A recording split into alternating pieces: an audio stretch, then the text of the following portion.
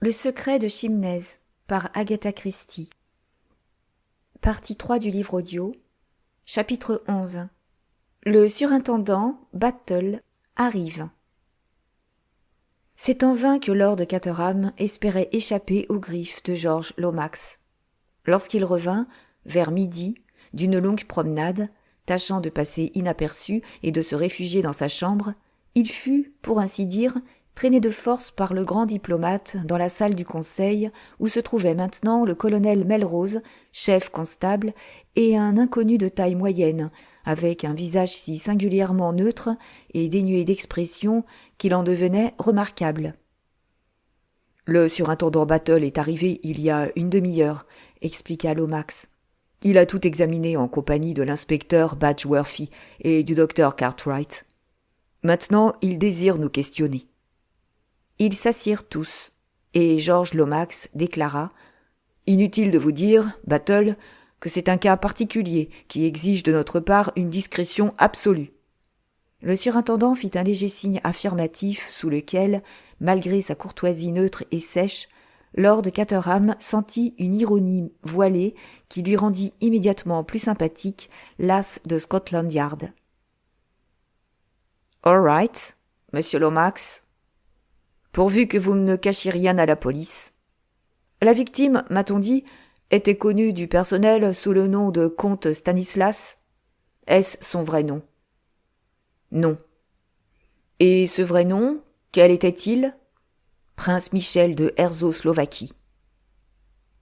Battle ne manifesta aucun étonnement. Et quel était le but de sa visite à Chimnez ? Une partie de chasse.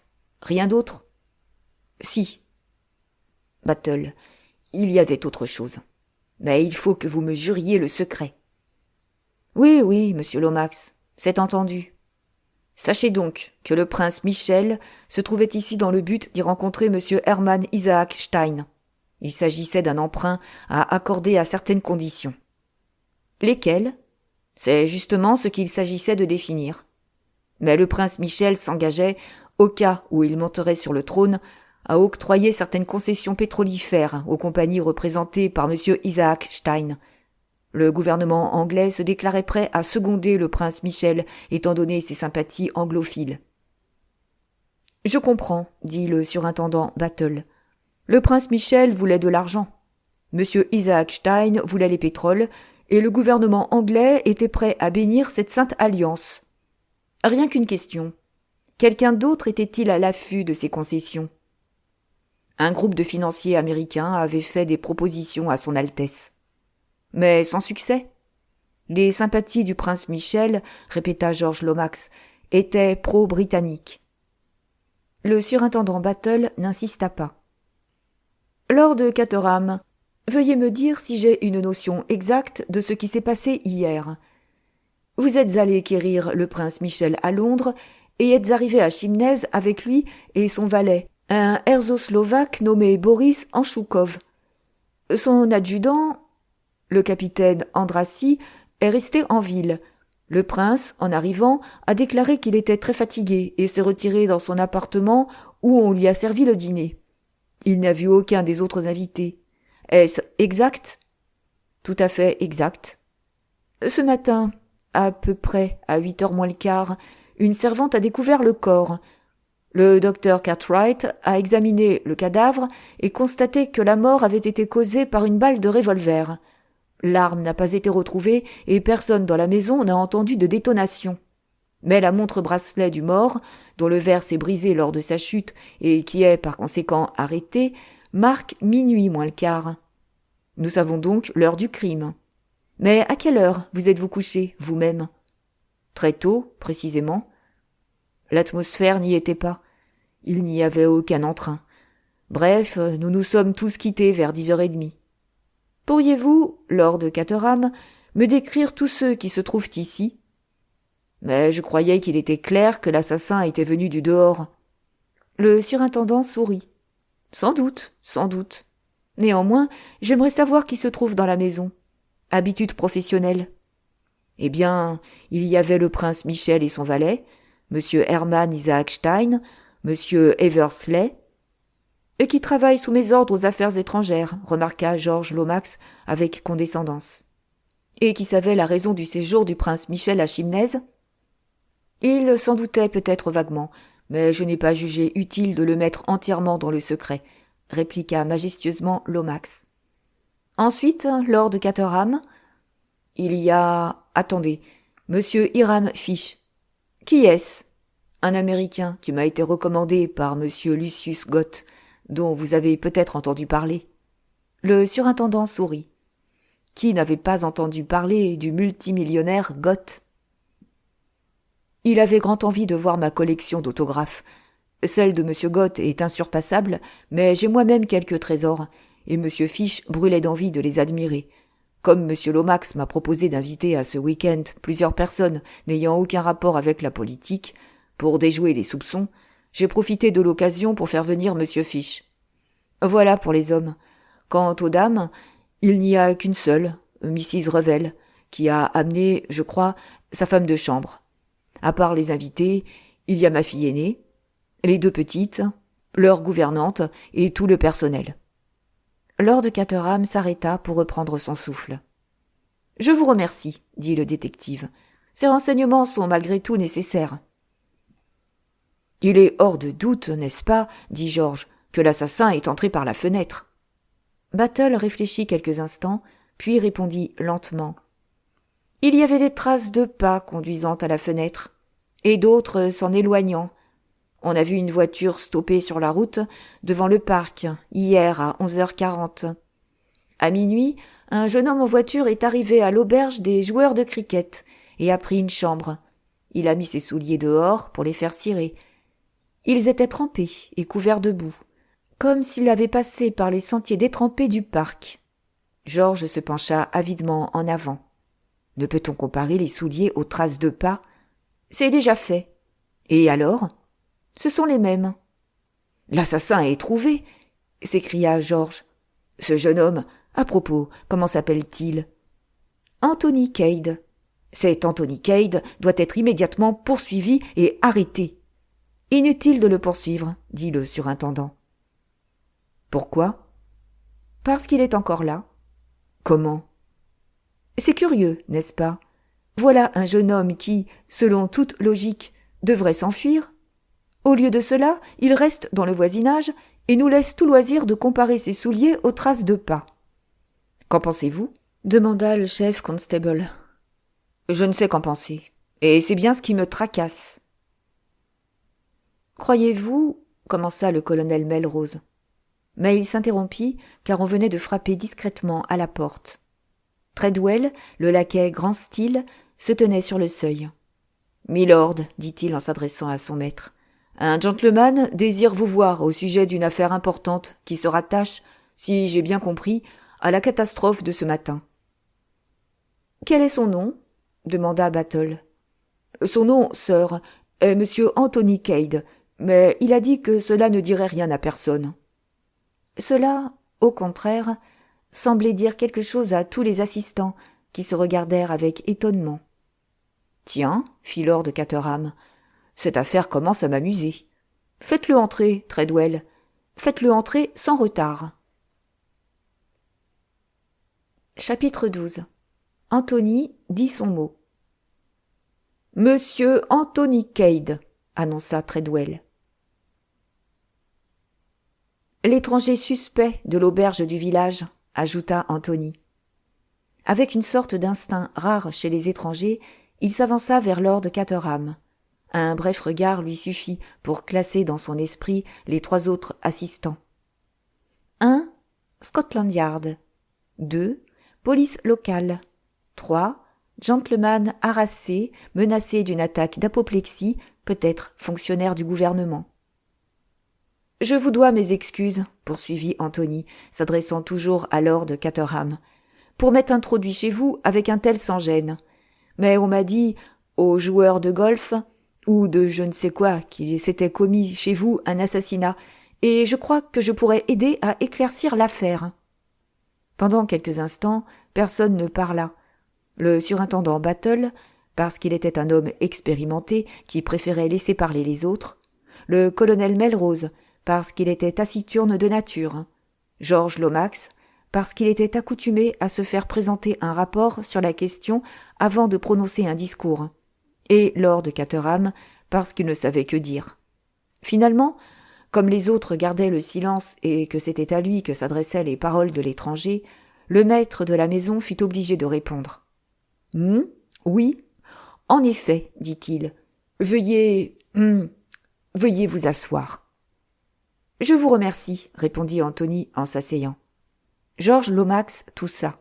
« Vous dites que vous pouvez éclaircir l'affaire, c'est-à-dire ?»« C'est-à-dire, expliqua Anthony, qu'hier, vers minuit moins le quart, je me suis permis d'entrer sans autorisation dans la propriété de Lord Caterham, qui, je l'espère, voudra bien me pardonner, et que j'ai entendu la détonation.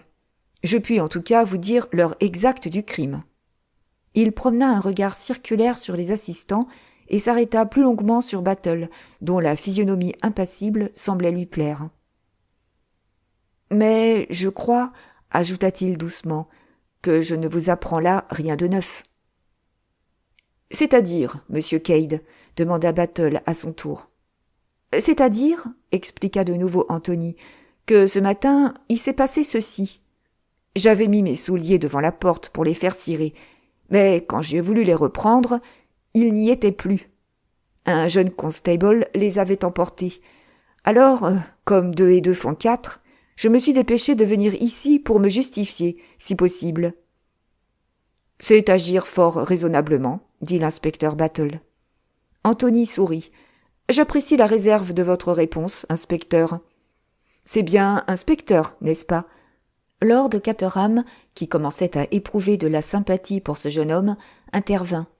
« Surintendant Battle, de Scotland Yard. »« Colonel Melrose, notre chef constable, Monsieur Lomax. » Anthony regarda attentivement George. « Monsieur George Lomax ?»« Oui. »« J'ai eu l'honneur, monsieur Lomax, dit Anthony, de recevoir hier une lettre de vous. » George le regarda froidement, souhaitant secrètement que sa secrétaire, Miss Oscar, qui rédigeait toutes ses lettres et qui savait de quoi elles traitaient et à qui elles étaient adressées, lui rappelât ce qu'il avait de commun avec cet individu. Un grand homme comme George ne pouvait se rappeler tous ces détails. « Je crois, monsieur Cade, dit-il en détournant la conversation, que vous étiez sur le point de nous expliquer ce que vous faisiez hier à minuit moins le quart dans le parc de Lord Caterham. »« Oui, monsieur Cade, dites-nous ce que vous y faisiez, » demanda Lord Caterham lui-même avec un vif intérêt. « Je crains, » dit Anthony, « que ce soit une histoire un peu longue. Vous permettez ?» Il tira son étui à cigarette et en alluma une, se préparant à une longue épreuve. Il se rendait parfaitement compte du danger qui le menaçait. Dans l'espace de 24 heures, il s'était trouvé mêlé à 2 crimes différents. Après avoir disposé d'un cadavre et induit ainsi en erreur la justice, il était arrivé sur les lieux du 2e crime exactement à l'instant où on le commettait. Pour ce jeune homme aimant les bagarres, il était vraiment bien tombé. L'Amérique du Sud, se dit-il, n'est rien comparé à notre bonne vieille Angleterre. Il était décidé à dire toute la vérité, avec seulement une petite modification et une grande omission. « L'histoire commence, » dit Anthony, « il y a 3 semaines, à Bulawayo, avant-poste de l'Empire. Monsieur Lomax, si je ne me trompe, a prononcé récemment un discours sur la plus grande Angleterre et sur nos colonies d'Afrique. J'y rencontrai un vieil ami à moi, monsieur James MacGrath. » George Lomax bondit sur sa chaise avec une exclamation étouffée. À la suite de l'entretien que j'eus avec lui, il me chargea d'une petite commission en Angleterre qu'il préférait ne pas exécuter lui-même. Comme le ticket était déjà acheté à son nom, je voyageais en qualité de James MacGrath. Je me demande si c'est là un agissement contre la loi. Le surintendant Battle me le dira sûrement et me mettra à l'amende ou en prison par la même occasion. « Veuillez continuer votre histoire, sœur, » dit le surintendant Battle, dont l'impassibilité semblait cacher un sourire. Arrivé à Londres, je descendis au Ritz, toujours sous le nom de James MacGrath. J'étais chargé de remettre à une maison d'édition certains manuscrits, mais avant d'avoir pu le faire, je reçus la visite des représentants de 2 partis politiques d'un royaume étranger. Les méthodes de l'un étaient strictes et correctes, celles de l'autre ne l'étaient pas. Je tâchais de leur rendre l'appareil, mais la nuit même de mon arrivée, un des domestiques de l'hôtel s'introduisit dans ma chambre et tenta de me dévaliser. « La police n'en a pas été avisée, » dit le surintendant Battle. En effet, comme rien n'a pu être dérobé, j'ai préféré, d'accord avec le gérant, passer cet incident sous silence. Le gérant vous confirmera mon récit et vous dira que le domestique en question s'est enfui. Le lendemain, les éditeurs m'ont téléphoné et m'ont proposé de m'envoyer un de leurs employés afin que je lui remette le manuscrit. J'ai consenti, et le manuscrit a été remis le lendemain matin au dit employé.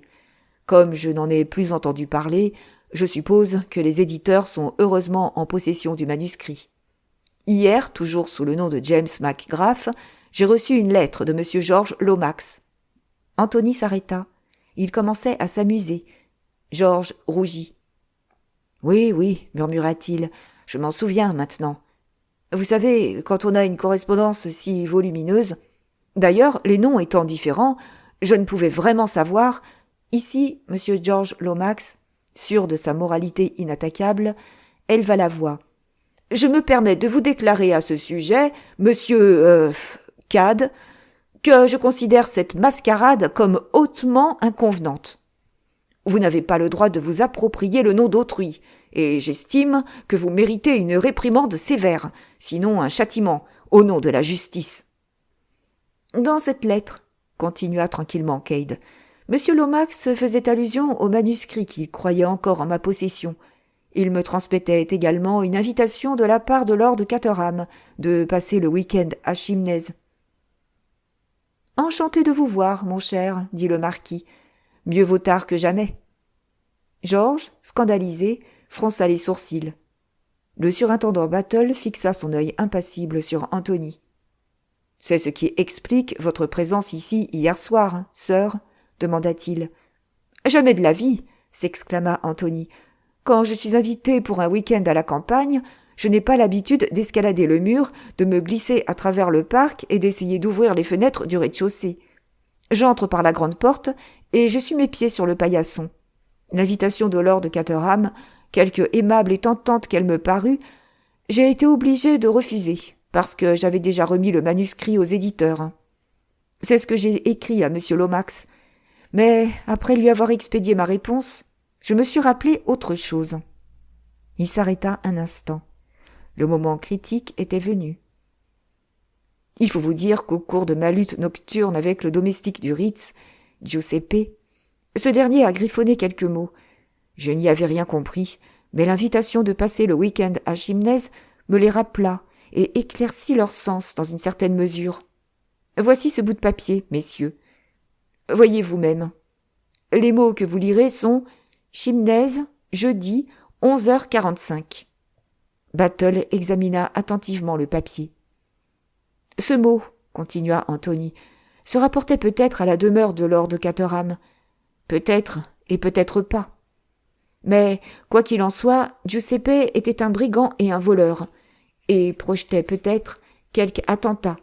Je décidai donc de venir ici pour avertir Lord Caterham d'être sur ses gardes. »« Très gentil de votre part, » dit Lord Caterham. « Malheureusement, j'ai été retenu en ville et n'ai pu arriver que très tard. J'ai donc voulu constater par moi-même, avant de me rendre le lendemain matin chez Lord Caterham, que tout était en ordre. J'ai fait stopper ma voiture, j'ai escaladé le mur et j'ai traversé le parc. Arrivé ici, j'ai vu la maison entière plongée dans les ténèbres et le silence. J'allais partir quand j'ai entendu une détonation. J'ai cru qu'elle venait de l'intérieur. Je suis monté en courant sur la terrasse et j'ai essayé d'ouvrir les fenêtres. Mais elles étaient fermées et aucun son ne me parvenait.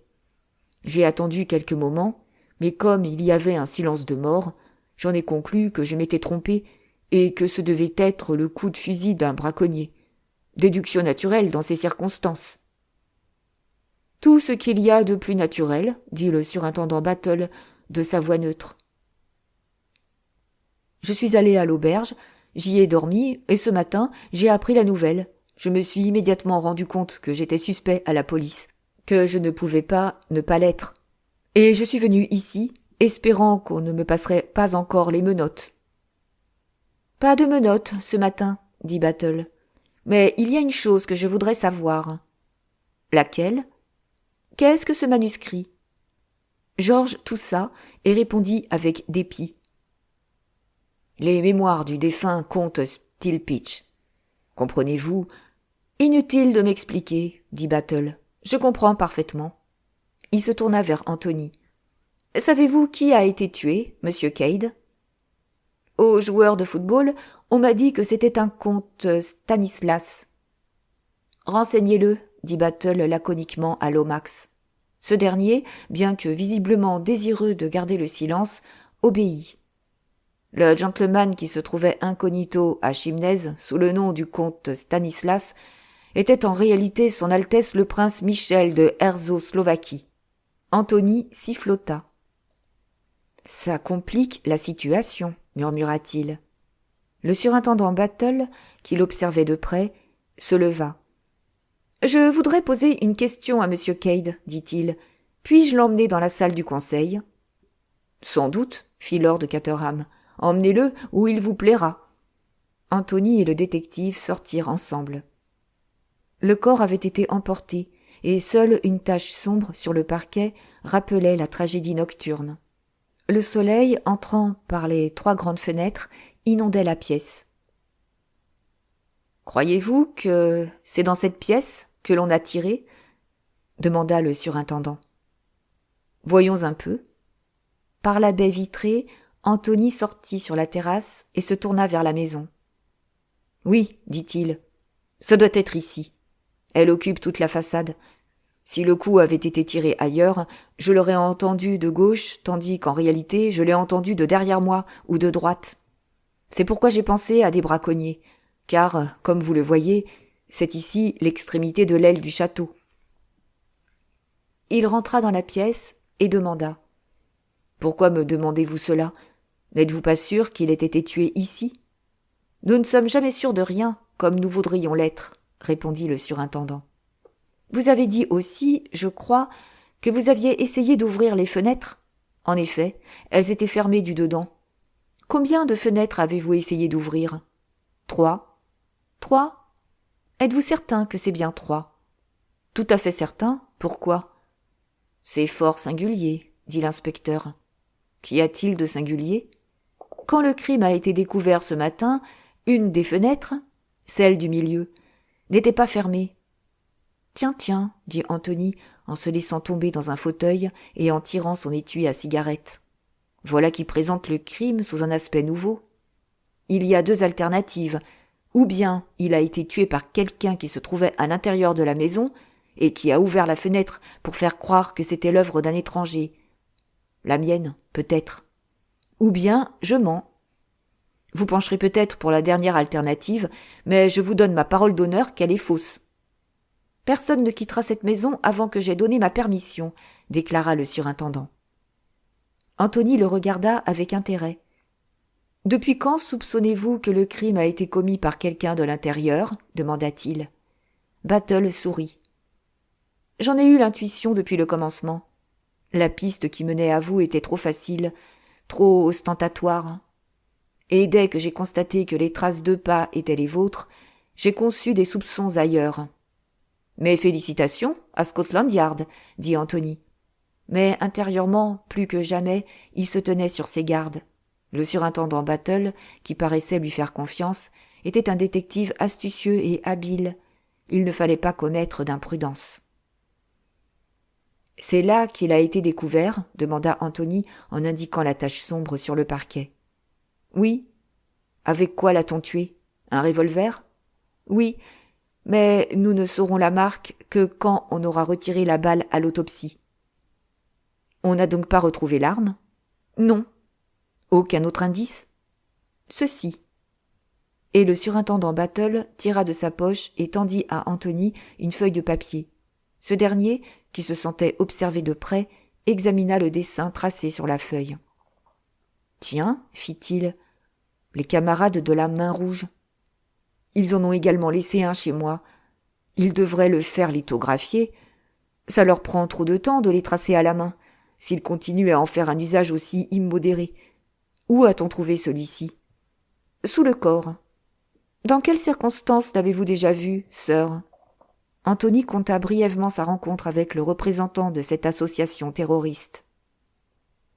Croyez-vous vraisemblable, sœur, demanda Battle, que ce soit les camarades de la Main Rouge qui aient perpétré le crime ?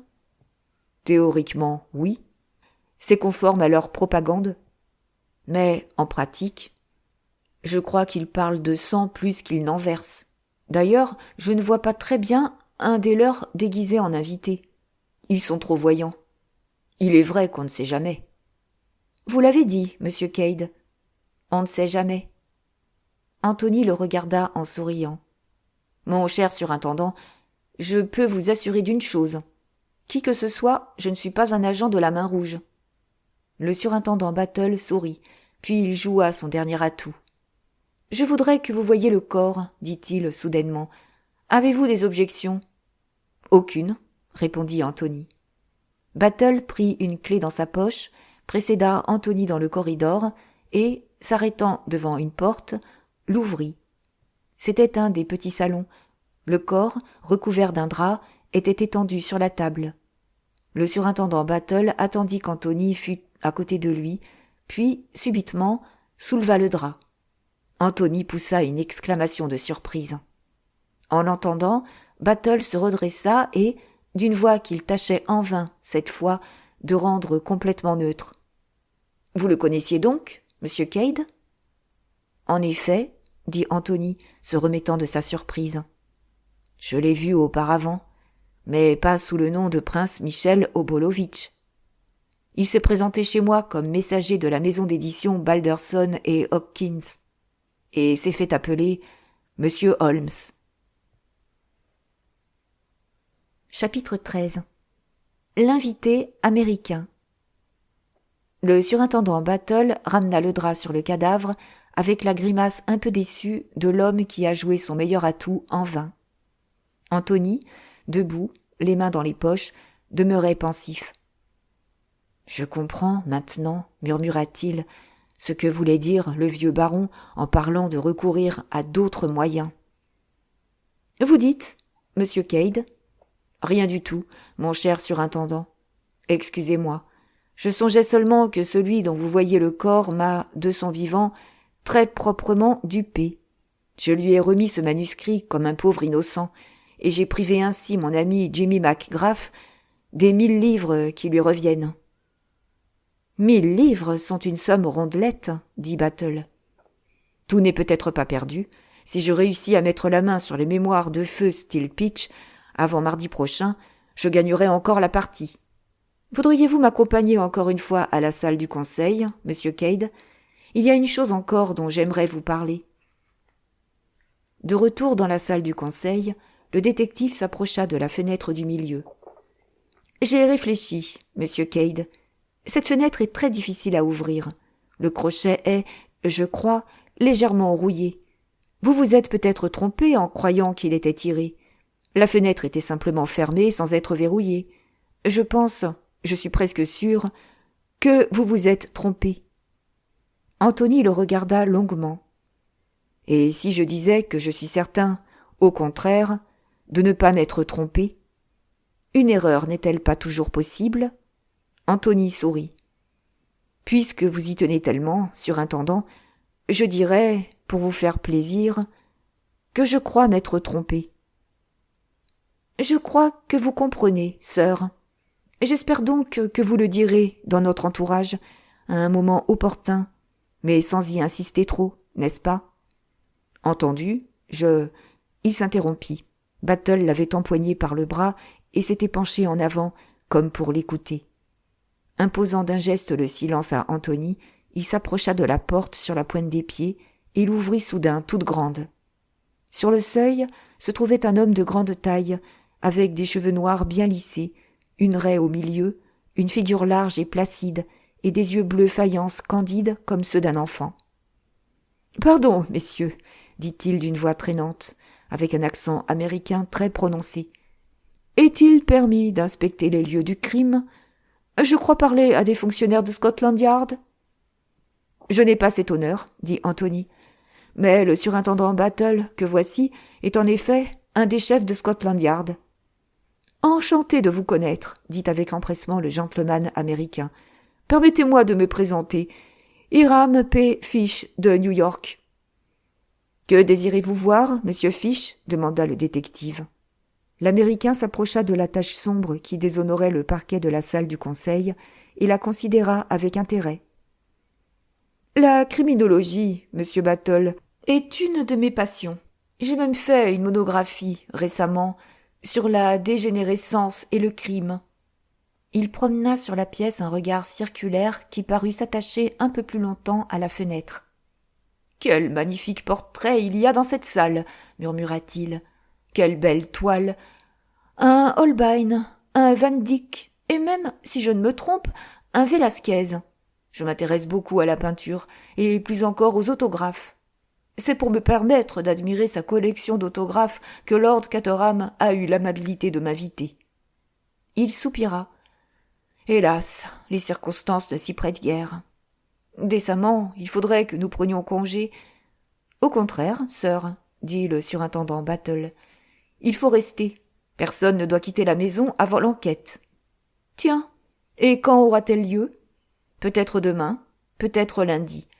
Il faut procéder à l'autopsie et consulter le coroner. »« Dans ces circonstances, dit M. Fish, le week-end ne sera pas gai. » Battle s'approcha de la porte. « Partons, messieurs. Nous gardons encore cette pièce fermée à clé. » Il laissa passer les deux autres, tourna la clé dans la serrure et la mit dans sa poche. « Je suppose, dit M. Fish, que vous cherchez des empreintes digitales et aussi des traces de pas. Par un temps aussi humide, un intrus aurait dû en laisser. »« C'est ce qu'il a fait, dit Battle. Sur la terrasse, nous avons trouvé des traces de pas. »« Les miennes, expliqua gaiement Anthony. Les yeux candides de M. Fish s'arrêtèrent sur lui. « Jeune homme, dit-il, vous me surprenez. » Ils traversèrent le couloir et entrèrent dans le grand hall boisé de chêne, comme la salle du conseil, et surmonté d'un balcon. À l'autre bout du hall, ils aperçurent deux silhouettes. « Ah, fit M. Fish, voici l'aimable marquis. » Cette définition convenait si mal à Lord Caterham qu'Anthony se détourna pour dissimuler un sourire. « Et avec lui, continua l'Américain, la dame dont je n'ai pas saisi le nom hier soir quand on m'a présenté à elle. Elle est charmante. Charmante en vérité. » Lord Caterham était accompagné de Virginie Revel. Anthony s'attendait à cette rencontre, mais sans savoir encore l'attitude qu'il allait adopter. Il se fiait à la présence d'esprit de Virginie. Peut-être jugerait-elle utile de faire mine de ne pas le connaître, mais elle le détrompa à ce sujet. « Tiens, monsieur Cade !» s'écria Virginie en lui tendant les deux mains. « Alors, vous avez quand même décidé de venir ?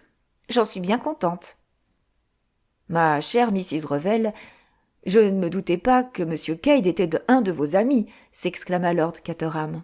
« Un très vieil ami !» dit Virginie avec un sourire malicieux. « Je l'ai rencontré hier à Londres, tout à fait par hasard, et je lui ai dit que j'irais le soir à Chimnez. » Anthony se montra un digne partenaire de la charmante comédienne.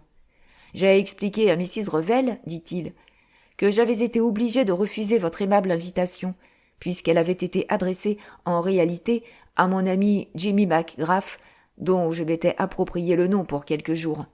Et il me semblait par trop incorrect d'abuser de votre hospitalité sous un faux nom. »« Allons, allons, mon cher, dit Lord Caterham. Tout cela est de l'histoire ancienne, n'en parlons plus. Je vais faire prendre vos bagages aux joueurs de cricket. »« Vous êtes trop aimable, Lord Caterham, mais... » »« Pas de mais, il faut que vous veniez à Chimnez. Vous n'allez pas rester dans cette affreuse auberge, voyons, ce n'est pas un endroit pour vous. »« Mais oui, monsieur Cade, il faut que vous veniez ici, » dit doucement Virginie. Anthony se rendit compte que l'atmosphère avait changé du tout au tout. Déjà, Virginie avait beaucoup fait en sa faveur. Il n'était plus un étranger suspect, mais un ami de la charmante Mrs. Revel. La situation de celle-ci était tellement inattaquable tellement au-dessus de tout soupçon, qu'il lui suffisait de favoriser quelqu'un pour que ce quelqu'un devînt immédiatement un intime. Il songea au revolver niché dans le creux du chêne de Burham Beeches et au cadavre de Giuseppe dans le fossé, et sourit. « Dans les circonstances actuelles, dit Lord Caterham à Anthony, nous ne pouvons décemment pas organiser une partie de chasse. C'est vraiment dommage. Sans parler de M. Isaac Stein, que Lomax m'a imposé et dont je ne sais que faire. Quelle affaire !» Le pauvre père d'Angleterre soupira profondément. « Puisque vous êtes désormais à Chimnez, monsieur Cade, fit Virginie, commencez par vous rendre utile. Emmenez-moi faire un tour en canot sur le lac. Là-bas, au moins, on n'entendra pas parler de crime. Pauvre Lord Caterham, un assassinat dans sa maison.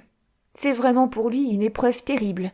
Mais je vous assure, mon cher Lord Caterham, que ce n'est pas la faute de George. »« Si, c'est de sa faute, » dit sombrement Lord Caterham. « Je n'aurais pas dû l'écouter. »« Impossible de ne pas l'écouter quand il vous retient par le pan du veston ou du par-dessus. »« Heureusement que je ne serai plus seul à supporter son éloquence, » déclara le lord. « Je suis bien content que vous veniez chez nous, Cade. J'ai besoin d'un soutien. »« J'apprécie infiniment votre bienveillance, Lord Caterham, » dit Anthony. Et il ajouta en souriant. « Je l'apprécie même d'autant plus que je n'ai pas encore cessé d'être suspect. Mais le fait que je viens à Chimnez servira grandement le surintendant Battle. »« En quel sens, sœur ?» demanda ce dernier. « Il vous sera plus facile de me surveiller, » expliqua doucement Anthony. Et l'involontaire battement de cils du détective lui montra qu'il avait frappé juste. Chapitre 14. Finance et politique. Seul ce battement de cils, à peine perceptible, avait trahi durant une fraction de seconde le surintendant Battle, dont la physionomie demeurait toujours impassible. Si la scène qui venait d'avoir lieu entre Virginie Revel et Anthony Cade l'avait surpris, il ne le montra pas. Lui, Lord Caterham et M. Fish suivirent du regard les deux jeunes gens qui descendaient dans le parc. « Charmant garçon, » dit Lord Caterham. « Quelle bonne surprise pour Mrs. Revel de rencontrer un vieil ami, » murmura l'Américain. « Il y a longtemps qu'ils se connaissent, je pense. »« On le dirait, » répondit Lord Caterham, « mais elle ne nous en a jamais parlé. À propos, Battle, Monsieur Lomax vous réclame. Il est dans le salon bleu. » Battle trouva sans difficulté le chemin du salon bleu. Il connaissait déjà la topographie de la maison. « Ah, vous voilà enfin, Battle, » dit Lomax. Il marchait impatiemment de long en large. Devant la cheminée était assis un homme de grande taille, très correctement vêtu, mais portant néanmoins une sorte de marque exotique ineffaçable. Ses grands yeux noirs, dans son visage blême, étaient aussi impénétrables que ceux d'un cobra. Il avait un grand nez aquilin et une mâchoire carrée puissante. « Entrez, Battle, » dit Lomax d'un ton irrité, « et fermez la porte derrière vous. Monsieur Isaac Stein, je vous présente le surintendant Battle. » Battle s'inclina respectueusement. Bien que George Lomax marchât de long en large et parlât, et que le grand financier, lui, restât tranquille et silencieux dans son coin, Battle savait fort bien lequel d'entre eux représentait le pouvoir réel. « Maintenant, » dit Lomax, « on peut parler plus librement que devant Lord Caterham et le colonel Melrose. Comprenez-vous, Battle ? Il ne faut pas faire courir de bruit. »« Malheureusement, il court quand même, » murmura Battle. Un soupçon de sourire parut pour un instant sur le visage blême du financier. « Que pensez-vous de cet Anthony Cade ?» demanda Lomax. « Le croyez-vous innocent ?» Battle haussa légèrement les épaules. « Son récit paraît vraisemblable.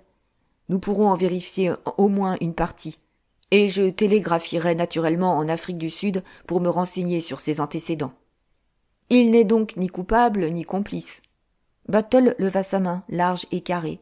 « Pas si vite, sœur. Je n'ai jamais dit cela. »« Vous-même, surintendant Battle, que pensez-vous du crime ?» demanda Isaac Stein. Sa voix était profonde et veloutée, riche en modulations. Elle l'avait bien servi, jadis, aux séances des comités financiers. Il est trop tôt pour penser, monsieur Isaac Stein. J'en suis encore à me poser la première question. Laquelle? La raison du crime. Qui pouvait avoir intérêt à la mort du prince Michel?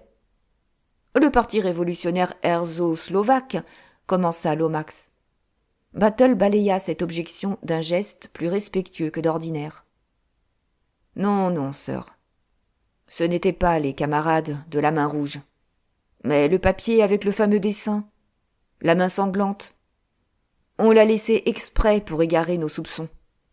Je ne comprends pas, Battle, comment vous pouvez vous permettre d'affirmer cela aussi péremptoirement, s'exclama Georges Lomax, offensé. Voyons, monsieur Lomax, rendez-vous compte. Nous veillons sur le prince Michel depuis qu'il est en Angleterre, et nous n'avons jamais permis à un révolutionnaire de l'approcher. Nous savons tout sur la main rouge. C'est élémentaire. Nous ne serions pas la police si nous n'étions pas renseignés sur les organisations secrètes. Je suis d'accord avec le surintendant, dit Isaac Stein. Nous devons chercher le meurtrier ailleurs. Voyez-vous, sœur, dit Battle, encouragé par cet appui. Nous ne savons pas encore qui a gagné grâce à la mort du prince, mais nous savons qui a perdu. C'est-à-dire, demanda Isaac Stein en fixant sur lui ses yeux de cobra. C'est-à-dire vous-même et monsieur Lomax, sans parler du parti royaliste de Herzoslovaquie. Passez-moi le mot, sœur. Vous êtes dans le pétrin. Battle, s'exclama Georges Lomax, profondément choqué. Continuez, Battle, dit Isaac Stein. Dans le pétrin est le mot. Nous y sommes, en effet.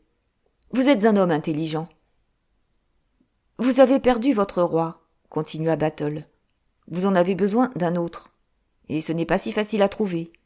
Je n'ai pas besoin de savoir les détails de votre projet, mais je suppose qu'il y va de gros intérêts. Très gros, confirma Isaac Stein. Voilà qui m'amène à ma deuxième question. Qui est maintenant l'héritier du trône de Herzoslovaquie? Isaac Stein regarda Lomax. Ce dernier répondit, après quelques instants d'hésitation. Eh bien, c'est le prince Nicolas. Ah, fit Battle. Et qui est-il? Un cousin germain du prince Michel. Et où se trouve-t-il actuellement? En Amérique, si je ne me trompe. Du moins, il y était encore récemment. Le prince Nicolas a toujours agi de la façon la moins conforme à son rang et à sa situation. Il fréquentait des républicains, des socialistes, et il a été exclu d'Oxford pour une escapade folle, je ne sais plus laquelle. Un bruit sur sa mort survenue au Congo a circulé il y a quelques années, mais c'était une fausse alerte. Il a reparu en Amérique il y a à peine quelques mois, quand on a commencé à parler de la restauration en Herzoslovaquie. En Amérique, dit Battle, mais ce sont, si je ne me trompe, des financiers américains qui convoitent les concessions sur les pétroles. Isaac Stein fit un signe de tête affirmatif. En effet, et le prince Nicolas leur a expliqué que si les Herzoslovaques voulaient de nouveau un roi, il préférait un prince aux idées modernes et démocratiques, c'est-à-dire lui-même, un réactionnaire invétéré comme son cousin. Pour compenser l'appui politique et financier que lui prêterait l'Amérique, il était prêt à accorder à un groupe de financiers américains les concessions sur les pétroles. Le surintendant Battle se départit de sa réserve habituelle pour siffloter doucement. « Tiens, murmura-t-il. « Maintenant, je comprends. Les Américains avaient leurs prétendants. Vous aviez le vôtre. Mais le parti royaliste herzoslovaque vous soutenait, et vous étiez sûr du succès. Et voilà que tout à coup... » « Voyons, vous ne croyez pas sérieusement que... » commença Lomax. « Monsieur Isaac Stein a dit que de gros intérêts étaient en jeu, » interrompit Battle. « Et si monsieur Isaac Stein dit qu'ils sont gros, c'est qu'ils le sont. On réussit toujours à trouver des instruments dociles sans se salir les mains soi-même, » dit calmement le financier. « Pour le moment, Wall Street a gagné. Mais il rira bien qui rira le dernier. Ouvrez l'œil, Battle. »« Il y a une chose dont nous devons faire état, » dit le détective. « Il paraît que le roi Victor est en Angleterre. »« Le roi Victor ?» répéta Lomax. « Le fameux voleur de bijoux français. La sûreté nous a avertis. » Je m'en souviens maintenant, s'exclama Georges. Le roi Victor, mais c'est l'homme qui... Il s'interrompit. Isaac Stein, qui avait du flair, se leva. Vous n'avez plus besoin de moi, Lomax, n'est-ce pas? Non, mon cher, je vous remercie. Puis-je retourner à Londres, Battle? Malheureusement non, sœur, dit courtoisement le surintendant. Si vous partez, d'autres voudront partir aussi, et nous voulons qu'ils restent. Bon, je resterai donc pour le week-end, bien qu'il n'y ait plus de traité à conclure. Et le grand financier sortit. Quel homme, murmura Lomax. En effet, c'est une personnalité puissante, constata Battle. Georges se mit de nouveau à marcher de long en large. Ce que vous dites là m'inquiète terriblement, commença-t-il. Le roi Victor, je le croyais en prison. Il en est sorti, il y a quelques mois. La police française, bien entendu, le surveillait de près.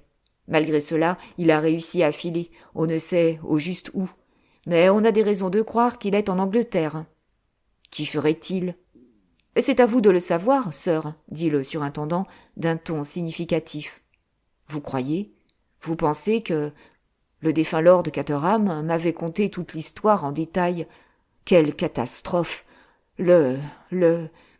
Et comme Georges Lomax, suffoqué, cherchait le mot, Battle lui souffla obligeamment. Le Koh-i-Noor. Chut, Battle, pas si haut. Si vous voulez en parler, dites simplement le K. Mais, au fait, pourquoi en parler? Vous ne croyez pas que le roi Victor trempe dans ce crime-ci? Qui sait? Il y a une possibilité.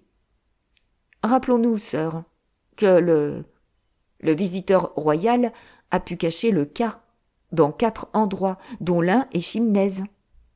Le roi Victor a été arrêté à Paris 3 jours après la disparition du K. Nous n'avons jamais cessé d'espérer qu'un jour il nous mettrait sur la piste du diamant. Mais on a fouillé Chimnez des dizaines de fois. Les perquisitions les plus minutieuses manquent souvent leur but. Il est possible que le roi Victor soit venu lui-même chercher le joyau, qu'il ait été surpris par le prince Michel et qu'il l'ait tué. Ce n'est qu'une hypothèse, contredite d'ailleurs par le fait que jusqu'à présent le roi Victor n'a jamais versé le sang. C'est un voleur, mais pas un assassin. Bah, un criminel dangereux peut devenir meurtrier d'un moment à l'autre. Ne croyez pas cela, monsieur Lomax. Ces gens restent presque toujours fidèles à leurs principes. Néanmoins, j'aimerais poser quelques questions au valet du prince. Voulez-vous avoir l'obligeance, sœur, de le faire venir? Lomax sonna et donna des instructions à Treadwell. Quelques minutes après, un homme de stature gigantesque, aux cheveux blonds, aux yeux bleus profondément enfoncés, aux pommettes saillantes, entra dans le salon. « Vous vous nommez Boris Anchoukov ?»« Oui. »« Vous étiez le valet de chambre du prince Michel ?»« Oui, j'étais le serviteur de son Altesse. » L'homme parlait l'anglais assez bien, mais avec un fort accent. « Vous savez que votre maître a été assassiné ?»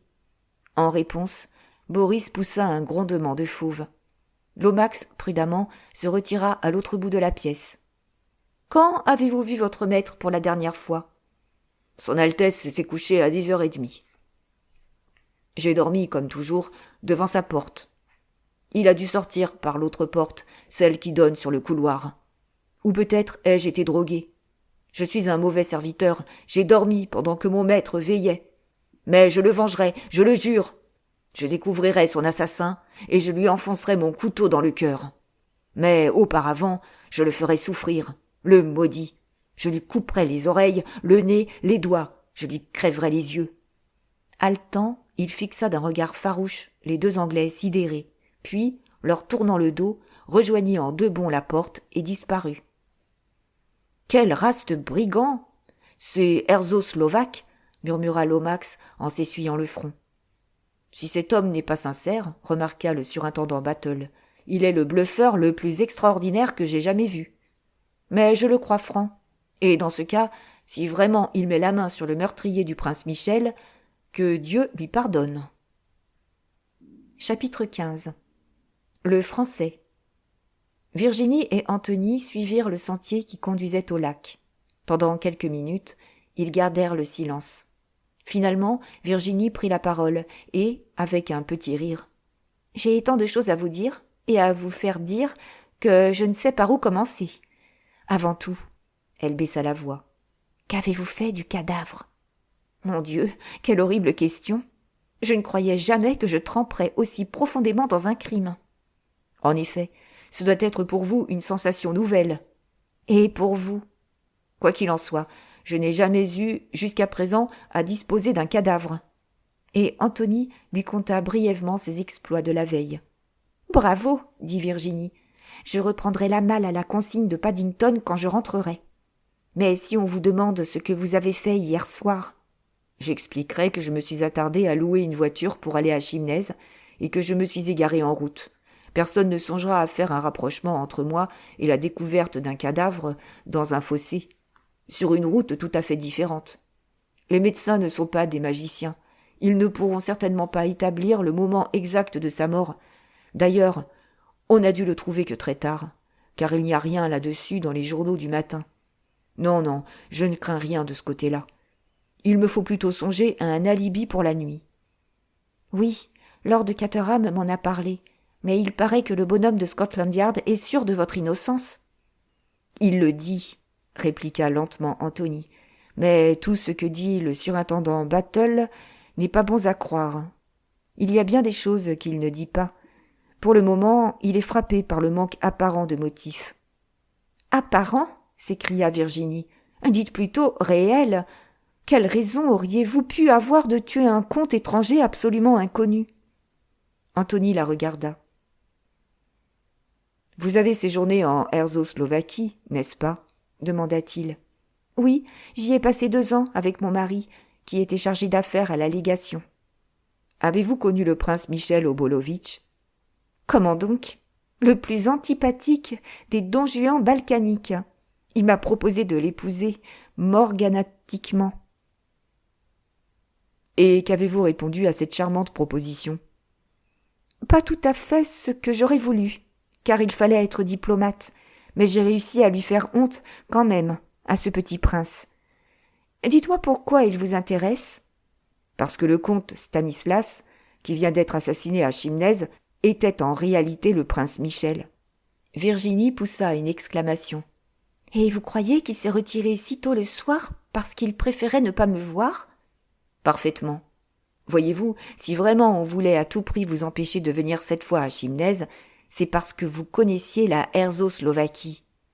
Vous rendez-vous compte que vous êtes la seule qui ait connu personnellement le prince Michel ? Et vous en déduisez ? J'en déduis que vous feriez bien de jeter un coup d'œil sur le cadavre.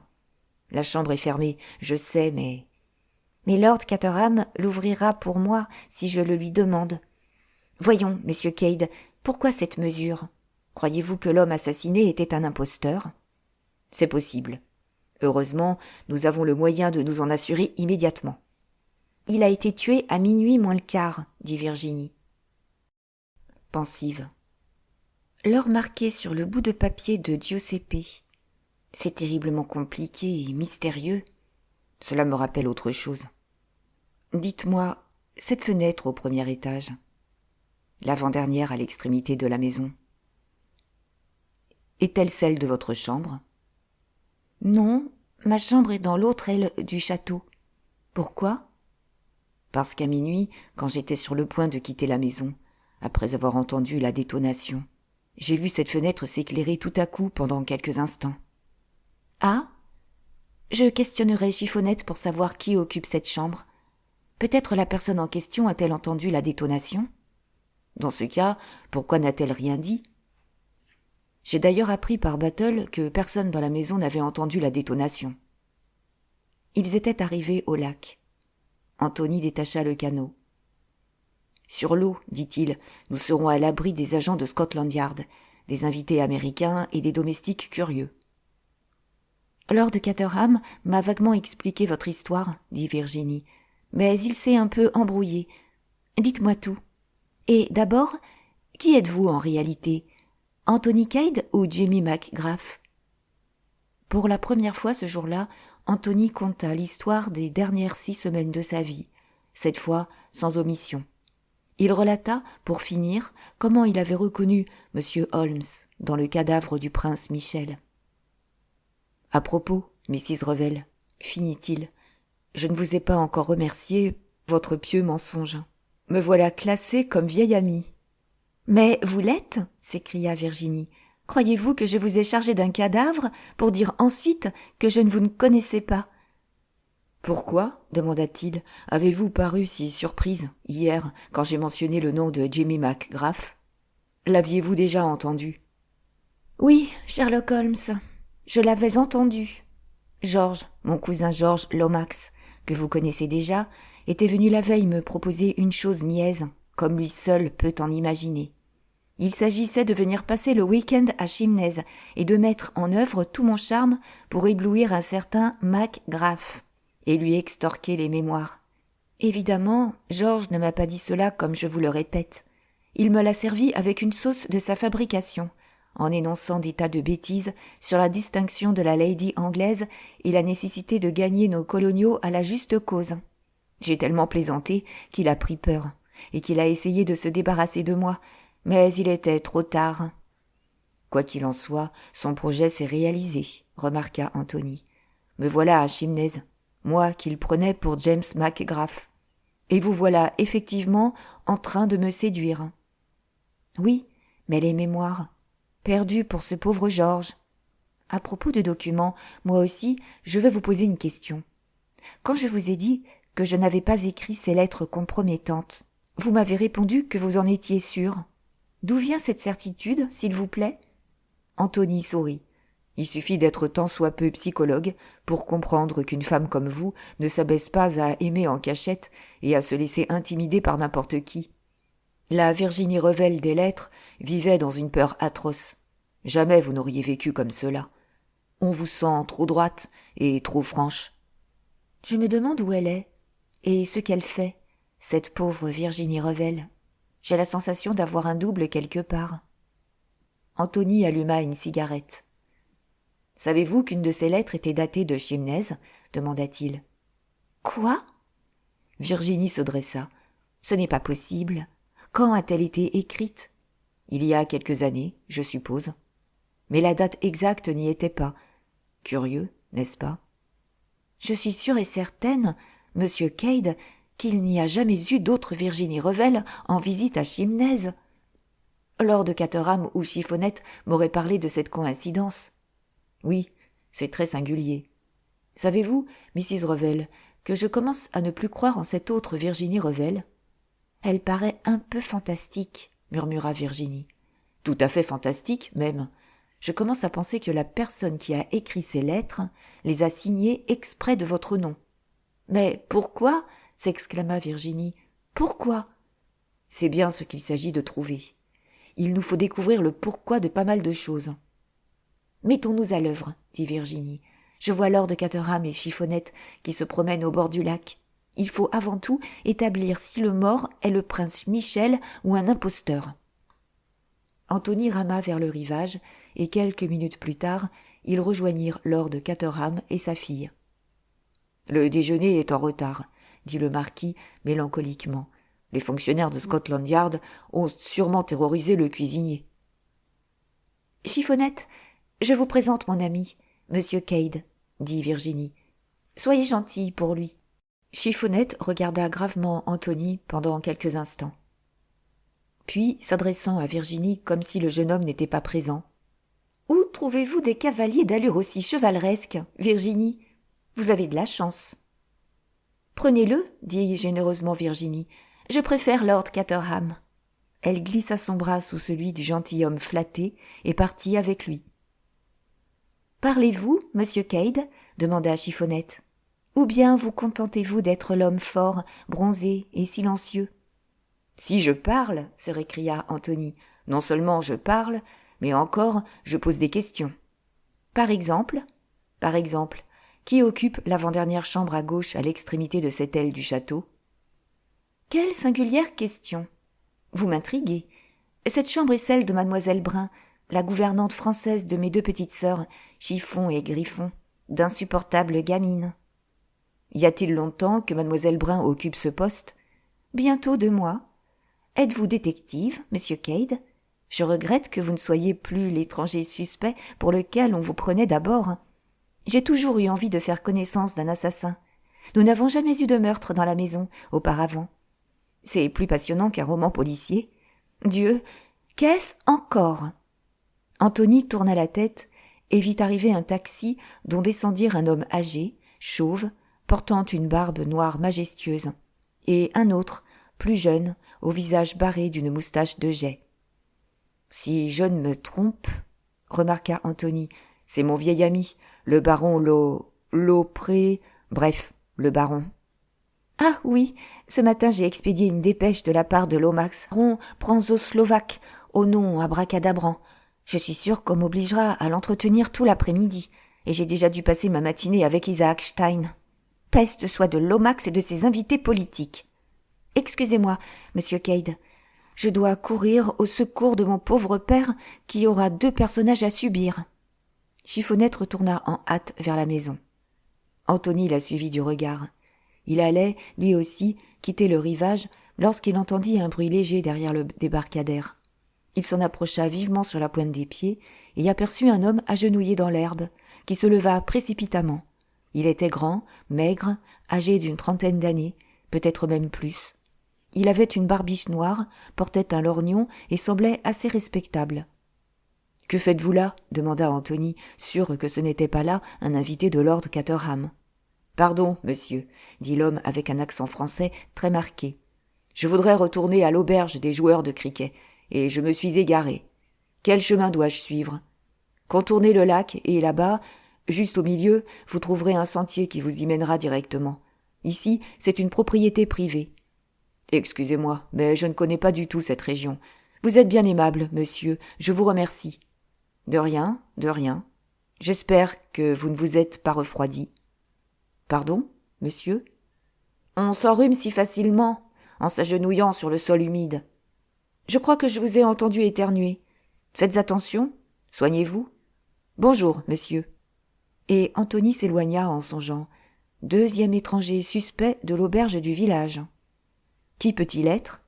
On le prendrait pour un voyageur de commerce français. Une gouvernante française occupe l'avant-dernière chambre à gauche. Un Français mystérieux rôde dans le parc. Singulière coïncidence. Sur la terrasse, Anthony rencontra Lord Caterham, plus mélancolique que jamais et flanqué de ses 2 nouveaux invités. À la vue d'Anthony, sa physionomie s'éclaircit. « Ah, vous voilà, dit-il. Je vous présente au baron Lo et au capitaine Andrassy, monsieur Anthony Cade. » Le baron fixa sur Anthony un regard soupçonneux. « Monsieur Cade, dit-il froidement. Dites plutôt monsieur Mac-Graff. »« Quelques mots en particulier, baron, pria Anthony. Je vous expliquerai tout. » Le baron s'inclina et les 2 hommes descendirent dans le jardin. « Baron, dit Anthony, je dois vous avouer que je me suis présenté à vous pour la première fois sous un nom qui n'était pas le mien.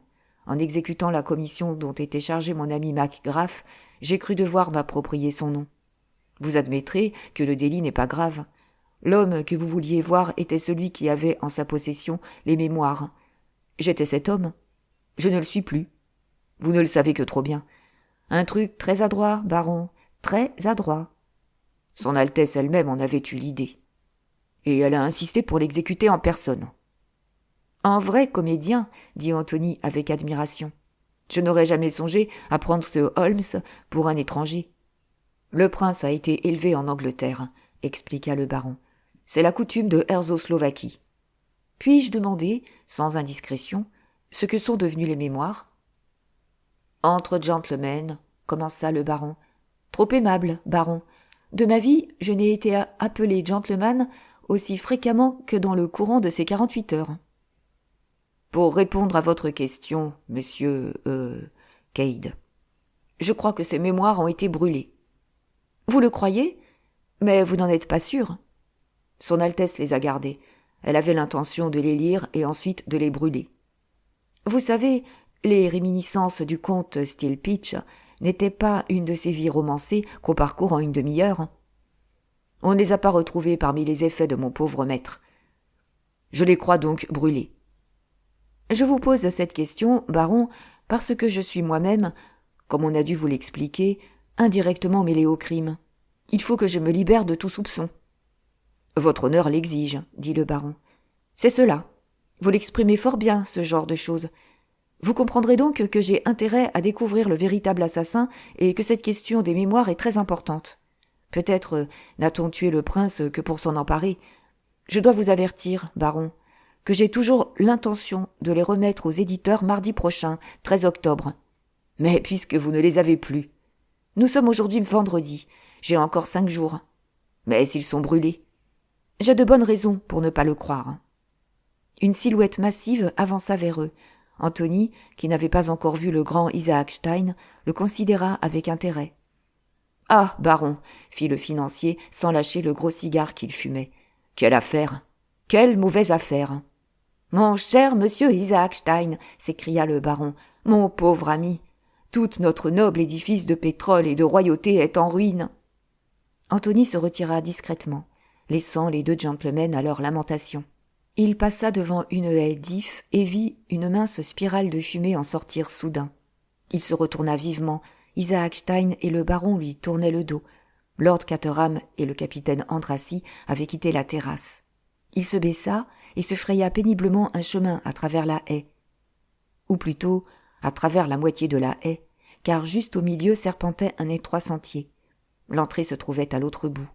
Il n'y avait là rien de mystérieux, on trouvait souvent de ces doubles haies dans les jardins. Mais, vue de la terrasse, celle-ci n'en faisait qu'une seule. On ne se serait jamais douté qu'il y avait un espace au milieu. Entre les ifs taillés, sur une chaise basse, un cigare à moitié éteint dans les doigts, un gentleman semblait dormir. Songea Anthony, Monsieur Hiram Fish doit aimer se reposer dans l'ombre. Décidément, Chimnez est plein de surprises. Les haies d'ifs, les débarcadères. Quand on a quelque chose à se dire, il vaut mieux ne le faire qu'au milieu du lac.